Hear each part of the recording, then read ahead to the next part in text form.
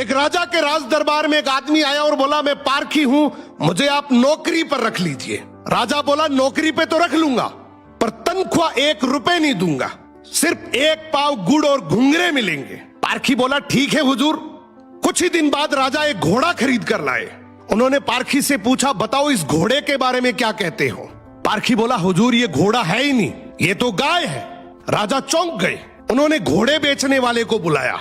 उसने कहा, साहब बात तो सही है तो घोड़ा ही, लेकिन बचपन में ही इसकी मां मर गई थी, इसे गाय का दूध पिलाया गया था, इसलिए इसकी आदतें गाय जैसी हैं। राजा ने हैरानी से पारखी से पूछा, तुम्हें यह सब कैसे पता चला। पारखी बोला, हुजूर जब ये चल रहा था तो नीचे मुंह झुकाकर घास खा रहा था, घोड़ा हमेशा ऊपर गर्दन उठाकर खाता है, मैंने इसकी आदतों से पहचाना। राजा खुश होकर बोले, आज से तुम्हें आधा किलो गुड़ और आधा किलो घुंघरे मिलेंगे। कुछ दिन बाद राजा ने फिर पूछा, मेरी रानी कैसी है, बहुत प्रिय है मुझे। पारखी बोला, हुजूर आपकी रानी खानदानी नहीं है। राजा को विश्वास नहीं हुआ। उन्होंने ससुराल जाकर पूछा, वहां दादी ने बताया, बचपन में इसकी मां गुजर गई थी, पाला तो मैंने है, मगर दूध इसे दाई मां ने पिलाया है। राजा ने पारखी से फिर पूछा, रानी के बारे में तुझे कैसे पता। पारखी बोला, हुजूर इसके स्वभाव से खानदानी रानी में शालीनता होती है, मगर ये नौकरों पे चिल्लाती है, गाली देती है, इसकी आदतों से पहचान गया कि ये खानदानी नहीं है। अब राजा बोले, चलो मेरे बारे में बताओ।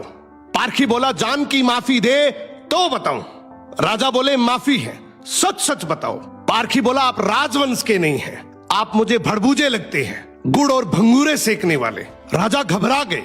जाकर अपनी माँ से पूछा, माँ सच बताओ वरना मैं मर जाऊंगा। माँ रोते हुए बोली, बेटा बात तो सच है, जिस दिन तू पैदा हुआ था उसी दिन महल के पास एक भड़बूजे का भी बेटा पैदा हुआ था, तू मर गया था और मैंने राजवंश बचाने के लिए उसके बेटे को लिया, वो तू है। राजा ये सुनकर दुखी भी हुए और खुश भी हुए।